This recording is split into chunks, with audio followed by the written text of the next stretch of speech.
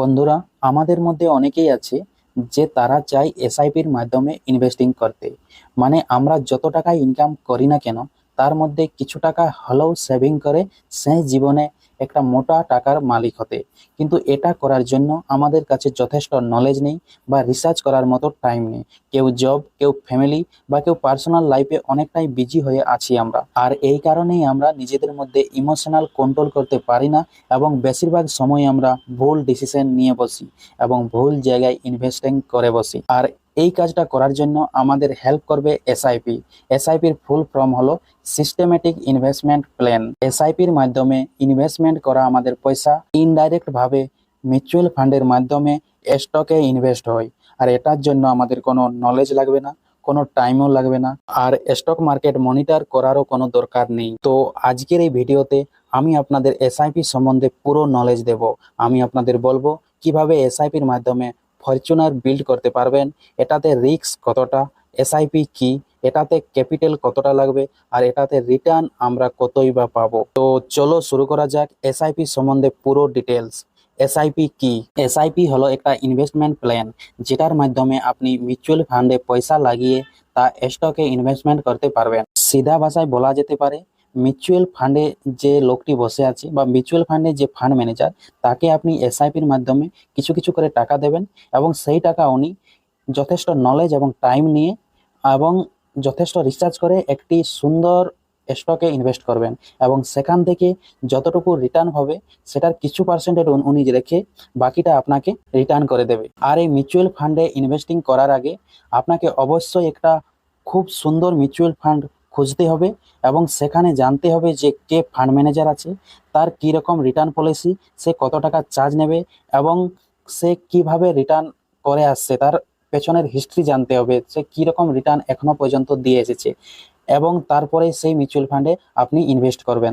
যদি আপনি কোনো একটা সুন্দর মিউচুয়াল ফান্ডের সন্ধান পান, তাহলে আপনাকে অবশ্যই এসআইপি সেট করতে হবে এবং সেখানে কিছু অ্যামাউন্ট সেট করতে হবে। আমি মনে করে নিচ্ছি যে ওখানে আপনি 5,000 টাকার একটা অ্যামাউন্ট সেট করে নিয়েছেন।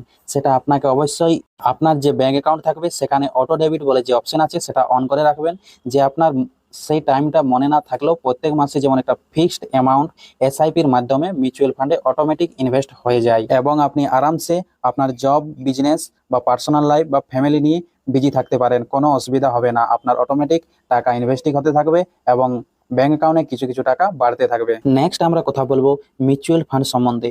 কোন মিউচুয়াল ফান্ডটি বেস্ট?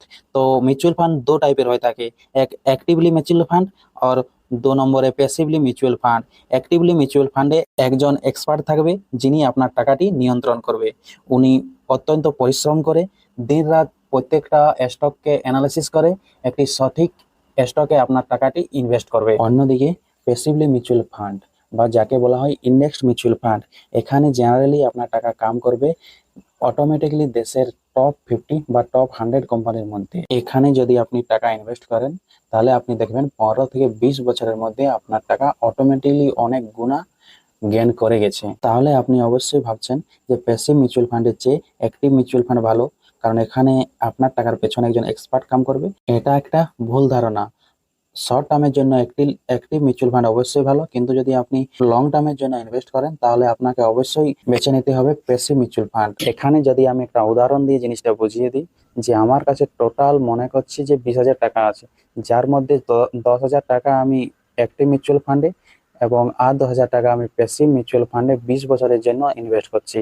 যদি 20 বছর পরে আমি রিটার্ন দেখি তাহলে আমার 85% চান্স থাকবে অ্যাক্টিভ মিউচুয়াল ফান্ডের চেয়ে প্যাসিভ মিউচুয়াল ফান্ডে বেশি রিটার্ন দেখার, এবং মাত্র 15% চান্স থাকবে প্যাসিভ মিউচুয়াল ফান্ডের চেয়ে অ্যাক্টিভ মিউচুয়াল ফান্ডে বেশি রিটার্ন দেখার। নেক্সট আমরা আলোচনা করব রিটার্ন। রিটার্ন আমাদের 3টি জিনিসের উপর ডিপেন্ড করবে: টাকা, ডিউরেশন মানে সময়, আর ফান্ড মানে কোন ফান্ডে, কোন মিউচুয়াল ফান্ডে আপনি টাকাটা ইনভেস্ট করছেন। যদি টাকা দেখা হয় তাহলে আপনি যে পরিমাণে টাকা ইনভেস্ট করবেন ওই পরিমাণেই আপনি রিটার্ন পাবেন। আপনি যদি বেশি টাকা ইনভেস্ট করেন তাহলে বেশি রিটার্ন পাবেন, এবং যদি আপনি কম টাকা ইনভেস্ট করেন তাহলে কম রিটার্ন পাবে।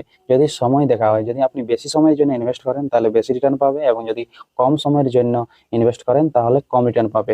মানে সহজ ভাষায় বলা যেতে পারে, যদি আপনি 1-2 সপ্তাহের জন্য ইনভেস্ট করেন তাহলে অবশ্যই তেমন কিছু রিটার্ন দেখতে পাবো না, এবং যদি আপনি 20 বছরের মতো ইনভেস্ট করেন তাহলে একটা রিটার্ন ভালো রকমের আমরা দেখতে পাবো।